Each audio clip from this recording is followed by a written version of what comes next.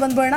ಯಾರ ಪ್ರಾಬಲ್ಯ ಎಷ್ಟಿದೆ, ಯಾರು ನಿರ್ಣಾಯಕ ನೋಡಿ. ಕೊಪ್ಪಳದಲ್ಲಿ ಲಿಂಗಾಯತ, ಕುರುಬ, ಮುಸ್ಲಿಂ ಮತಗಳೇ ಪ್ರಾಬಲ್ಯ ಹೆಚ್ಚು. ಈ ಮೂರೂ ಜಾತಿ ಕೂಡ ಒಂದು ರೀತಿಯಾಗಿ ನಿರ್ಣಾಯಕ ಅಂಶವನ್ನು ಬೀರುತ್ತೆ ಅಂದರೆ ತಪ್ಪಾಗೋದಿಲ್ಲ. ಲಿಂಗಾಯತ ಮತಗಳು 5,18,000 ಇದ್ದರೆ ಕುರುಬ ಮತದಾರರು 4,21,000 ಕುರುಬ ಮತದಾರರಿದ್ದಾರೆ. ಇನ್ನು ಮುಸ್ಲಿಂ ಮತದಾರರು ಕೂಡ ನಿರ್ಣಾಯಕ, ಯಾಕಂದರೆ ಇವರು 3,05,000 ಓಟ್ಸ್ ಇದೆ. ಪರಿಶಿಷ್ಟ ಜಾತಿ 3,10,000 ಓಟ್ಸ್ ಇದೆ. ಪರಿಶಿಷ್ಟ ಪಂಗಡ 2,21,000 ಮತಗಳಿದೆ. ಇನ್ನು ಆಂಧ್ರ ಬಲಿಜ 60,000, ಆಂಧ್ರ ರೆಡ್ಡಿ 40,000, ಹಿಂದುಳಿದ ವರ್ಗ 1,00,000 ಅನ್ನೋದನ್ನು ನಾವು ಇಲ್ಲಿ ಗಮನಿಸಬೇಕಾಗತ್ತೆ. ಎಸ್ ಶಶಿಧರ್, ಒಂದು ಕಡೆ ಈಗ ಈ ಜಾತಿ ಲೆಕ್ಕಾಚಾರ ಅನ್ನೋದು ಗಮನಿಸೋದಾದರೆ ಇಬ್ಬರು ನಾಯಕರಿಗೂ ಕೂಡ ಪ್ಲಸ್ ಆ್ಯಂಡ್ ಮೈನಸ್ ಪಾಯಿಂಟ್ಸ್ ಇದ್ದೇ ಇದೆ. ಯಾಕಂತಂದರೆ ಇಬ್ಬರು ನಾಯಕರು ನೇರ ಪೈಪೋಟಿ ಕೊಡೋದಕ್ಕೆ ಕಾರಣ ಇಲ್ಲಿರುವಂತಹ ವಿಭಿನ್ನವಾದ ಜಾತಿ ಲೆಕ್ಕಾಚಾರ. ಬಟ್ ಲಿಂಗಾಯತ ಜಾತಿಯವರು ಒಂದು ನಿರ್ಣಾಯಕ ಅಂಶವನ್ನು ಇಲ್ಲಿ ಬೀರ್ತಾರೆ ಅಂದರೆ ತಪ್ಪಾಗೋದಿಲ್ಲ. ಏನು ಹೇಳ್ತೀರಿ? ಈಗ ನೀವು ಹೇಳಿದ ಹಾಗೆ ಈ ಕುರುಬರೇ 4.25 ಲಕ್ಷ ಇದ್ದಾರೆ, ಮುಸ್ಲಿಮರು 3 ಲಕ್ಷ. ಅಂದ್ರೆ ಇವೆರಡೇ ಕಮ್ಯುನಿಟಿ ತಗೊಳ್ಳಿ ನೀವು. ಇವೆರಡು ಕುರುಬರು ಮತ್ತು ಮುಸ್ಲಿಮರು ಕಾಂಗ್ರೆಸ್ಸಿಗೆ ಬಹುಸಂಖ್ಯಾತರು ಬೆಂಬಲ ಕೊಡೋದು ಗ್ಯಾರಂಟಿ ಆಗಿದೆ. ಆದ್ದರಿಂದ ಇಲ್ಲಿ ಎರಡೂ ಸೇರಿದರೆ 7.25 ಲಕ್ಷ ಓಟು ಮತದಾರರು ಇದ್ದಾರೆ. ಅದಕ್ಕೆ ಆಮೇಲೆ SC/ST ಅವರಿಗೆ ಗ್ಯಾರಂಟಿಯಿಂದ ಹೆಚ್ಚು ಅನುಕೂಲತೆಗಳನ್ನು ಪಡೆದಿರ್ತಕ್ಕಂಥ SC/STಗಳು ಈ ಸಾರ್ತಿ ಬಹುಸಂಖ್ಯಾತರು ವಾಲುವ ಚಾನ್ಸಸ್ಗಳು ಇದ್ದಾವೆ ಇದರಲ್ಲಿ.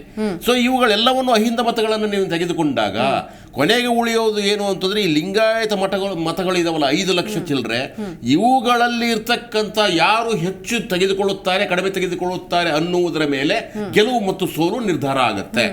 ಸೊ ಆದ್ದರಿಂದ ಈ ಸರ್ತಿ ಗೊತ್ತಿರೋ ಹಾಗೆ ಅಲ್ಲಿ ಯಾವ ಫ್ಯಾಕ್ಟರ್ ವರ್ಕ್ ಆಗುತ್ತೆ? ನಿಮಗೆ ಯಡಿಯೂರಪ್ಪನವ್ರ ಫ್ಯಾಕ್ಟರ್ ವರ್ಕ್ ಆಗುತ್ತಾ? ಇಲ್ಲಿ ಮೋದಿ ಅಪ್ರಸ್ತುತ ಇಲ್ಲಿ ಗಮನ ಇಟ್ಕೊಳ್ಳಿ. ಅಕಸ್ಮಾತ್ ಮೋದಿ ಪ್ರಸ್ತುತ ಆಗಿದ್ರೆ ಅದರ ಸುನಾಮಿಯ ಲಾಸ್ಟ್ ಟೈಮ್ ಬೀಸಿದ್ರೆ ಇವ್ರು ಬರೀ 3% ಆಯ್ಕೆ ಆಗ್ತಿರ್ಲಿಲ್ಲ, 30% ಆಯ್ಕೆ ಆಗ್ಬೇಕಾಗಿತ್ತು ಮತ್ತೆ ವೋಟ್ ಶೇರಿಂಗ್ ಅಲ್ಲಿ. ಆದ್ರೆ ಇಲ್ಲಿ ಯಡಿಯೂರಪ್ಪನವ್ರು ಪ್ರಭಾವಶಾಲಿಯಾಗಿದ್ರು, ಯಾಕಂದ್ರೆ ಲಿಂಗಾಯತ ಸಮುದಾಯದನ್ನ ತಮ್ಮ ಹಿಡಿತದಲ್ಲಿ ಇಟ್ಕೊಂಡಿದ್ರು ಅವರು. ಈ ಬಾರಿನೂ ಯಡಿಯೂರಪ್ಪ ಶ್ರೀರಾಮುಲು ಅಂದ್ರೆ ಬಿಜೆಪಿ ರಣಕಲಿಗಳು ಅಂತ ಅನ್ಸ್ಕೊಂಡವ್ರೆಲ್ಲರೂ ಕೂಡ ಕೊಪ್ಪಳದಲ್ಲಿ ಬಿಡ್ಬಿಟ್ಟಿದ್ದಾರೆ. ಬಿಕಾಸ್ ಅವ್ರನ್ನ ಗೆಲ್ಸ್ಕೊಂಡು ಬರಲೇಬೇಕು ಅಂತ targeting only this votes. Lingayat votes ಗಳನ್ನ ಟಾರ್ಗೆಟ್ ಮಾಡೋದಕ್ಕೆ ಅಲ್ಲಿ ಅವರೆಲ್ಲರೂ ಇದ್ದಾರೆ. ಅದರ ಕೌಂಟರ್ ಆಗಿ ಅಲ್ಲಿ ಲಕ್ಷ್ಮಣ ಸವದಿನ ಬಿಟ್ಟಿದ್ದಾರೆ ಅವರು. ಮೊನ್ನೆ ಲಕ್ಷ್ಮಣ ಸವದಿರು ಬಹಳ ಉಗ್ರವಾದ ಶ್ರೀರಾಮ್ ಜೈ ಶ್ರೀರಾಮ್ ಅಂತ ಭಾಷಣ ಮಾಡಿದ್ರು, ನಿಮ್ಗೆ ಗೊತ್ತಿದೆ. ಅವರು ಟ್ರ್ಯಾಕ್ ಅನ್ನು ಬದಲಾಯಿಸಿ ಹಳೆ ಟ್ರ್ಯಾಕ್ ನೆನೆಸ್ಕೊಂಡು ಭಾಷಣ ಮಾಡಿದ್ರು. ಆಮೇಲೆ ಅವರು ಮೊನ್ನೆ ಒಂದು ಆರೋಪ ಮಾಡಿದ್ರು. ಏನ್ ಆರೋಪ ಅಂತಂದ್ರೆ ಈ ಡಾಕ್ಟರ್ ಬಸವರಾಜ್ ಇದಾರಲ್ವಾ, ಇವರು ಕರೋನಾ ಸಂದರ್ಭದಲ್ಲಿ ಜನರನ್ನ ಲೂಟಿ ಮಾಡಿದ್ರು, ದುಡ್ಡನ್ನ ಒಡೆದ್ರು. ಸೊ ಆದ್ದರಿಂದ ಅವ್ರಿಗೆ ಒತ್ತ ಹಾಕಬೇಡಿ, ಯಾಕಂದ್ರೆ ಇರೋದು ಅವರೇ ಒಂದು ಆಸ್ಪತ್ರೆ.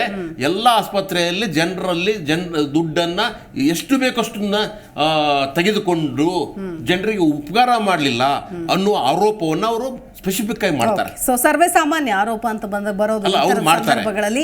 ಇನ್ನೊಂದು ಅಂದ್ರೆ ಶಿವರಾಮೇಗೌಡರು ಮಾಜಿ ಸಂಸದರು, ಇವರು ಕಾಂಗ್ರೆಸ್ ಬಿಟ್ಟು ಬಿಜೆಪಿಗೆ ಸೇರ್ತಾರೆ. ಸೊ ಇಲ್ಲೂ ಒಂದಷ್ಟು ಲೆಕ್ಕಾಚಾರಗಳು ಒಂದು ರೀತಿಯಾಗಿ ಅದಲು ಬದಲಾಗುವಂಥದ್ದು. ಅಂದ್ರೆ ಇಲ್ಲಿ ಎಲ್ಲರೂ ಕೂಡ ಎಲ್ಲರಿಗೂ ಗಾಳ ಹಾಕೊಂಡೇ ಕೂತಿರ್ತಾರೆ.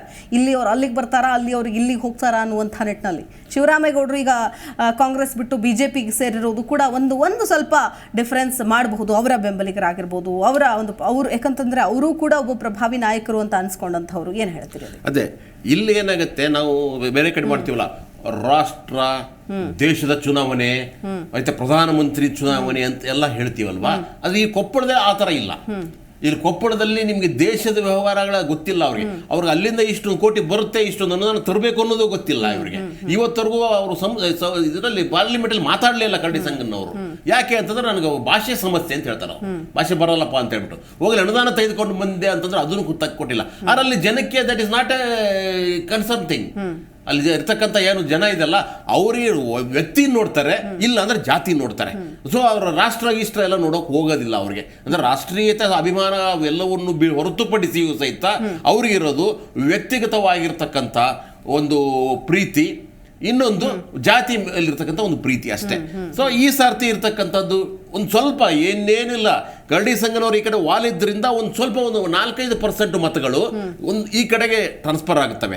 ಆದ್ರೆ ಆಕಸ್ಮಿಕವಾಗಿ ಏನಾದ್ರು ಎಲ್ಲಾನು ಬಿಟ್ಬಿಟ್ಟು ಯಡಿಯೂರಪ್ಪ ಅಲ್ಲಿ ಹೋಗ್ಬಿಟ್ಟು ಕೂತ್ಕೊಂಡು ಜೆಂಡಾ ಊರಿದ್ರೆ ಅವು ಸಹಿತ ಈ ಕಡೆ ಮತ್ತೆ ಡಾಕ್ಟರ್ ಬಸವರಾಜ್ ಪರವಾಗಿ ವಾಲೋ ಚಾನ್ಸಸ್ಗಳು ಇದ್ದಾವೆ ಈ ಸರ್ತಿಯಲ್ಲಿ. ಸೊ ಆದ್ದರಿಂದ ಬಸವರಾಜ್ ಅವರು ಹೆಚ್ಚು ಕಡಿಮೆ ಹೇಳ್ತಾ ಇದ್ದೀನಿ, ಕೊಪ್ಪಳ ಏನಿದೆಯಲ್ಲ ಆ ಒಂದು ಸಿಟಿ ಇದೆಯಲ್ಲ ಅದಕ್ಕೆ ಮಾತ್ರ ಹೆಚ್ಚು ಸೀಮಿತರಾಗಿರ್ತಕ್ಕಂಥವ್ರು, ಹೆಚ್ಚು ಅಲ್ಲಿರ್ತಕ್ಕಂಥವ್ರಿಗೆ ಡಾಕ್ಟರ್ ಅಂತ ಪರಿಚಿತರಾಗಿದ್ದಾರೆ. ಆದ್ರೆ ಇಡೀ ಲೋಕ ಕ್ಷೇತ್ರಗಳಿದಾವಲ್ಲ, 8 ಮತಕ್ಷೇತ್ರಗಳಿದಾವಲ್ಲ, ಅದರಲ್ಲಿ ಸಂಪೂರ್ಣವಾಗಿ ಅವರು ಹೊಸಬರು ಗೊತ್ತಿರ್ತಕ್ಕಂಥವ್ರಲ್ಲ ಅವರು. ಆದರೆ ಇಲ್ಲಿ ಇರ್ತಕ್ಕಂಥ ರಾಜಶೇಖರ್ ಇದಾರಲ್ಲ, ಈಗಾಗಲೇ MP ಸೀಟ್ ನಿಂತು ಬಿಟ್ಟು ಅವ್ರು ಈಗಾಗಲೇ 46% ಮತಗಳನ್ನು ಪಡೆದುಕೊಂಡಿದ್ರು, ಎಲ್ಲ ಜನಕ್ಕೂ ಗೊತ್ತಿರ್ತಕ್ಕಂಥ ವ್ಯಕ್ತಿಗಳು. ಸೊ ಈ ರೀತಿಯಾಗಿ ಈ ಸರ್ತಿ ಹೊಸ ಮುಖವನ್ನ ಗಣನೆಗೆ ತೆಗೆದುಕೊಳ್ತಾರೋ ಅಥವಾ ಈಗಾಗಲೇ ಪಾಪ ಅವ್ರನ್ನ ನಾವು ಸೋಲಿಸ್ಬಿಟ್ಟಿದ್ದೀವಿ ಕಳೆದ ಸರ್ತಿ, ಈ ಸರ್ತಿನಾದ್ರೂ ಅವ್ನು ಗೆಲ್ಸೋಣ ಅಂತ ಅನುಕಂಪದಿಂದ ಓಟ್ ಹಾಕ್ತಾರೋ ಇದ್ರ ಮೇಲೆ ಡಿಪೆಂಡ್ ಆಗಿರುತ್ತೆ ಯಾರು ಗೆಲ್ತಾರೆ ಸೋಲ್ತಾರೆ. ಜಿ ಕನ್ನಡ ನ್ಯೂಸ್ ಈಗ ನಿಮ್ಮ ಮನೆಯಲ್ಲೇ ನೋಡಿ. ಎಲ್ಲ ಕೇಬಲ್ಗಳಲ್ಲಿ ಈಗ ಲಭ್ಯ. Sun Direct 292, Jio TV 1334, U Digital 162, City Cable 51, GTPL 17, Abhishek cables 821, Rockline telecommunication 51, Shri Basaveshwara number 60, Vinayaka digital number 53, In Digital number 896ರಲ್ಲಿ. ನಿಮ್ಮಿಸ್ತದ ಜಿ ಕನ್ನಡ ನ್ಯೂಸ್ ನೋಡಿ ಆನಂದಿಸಿ.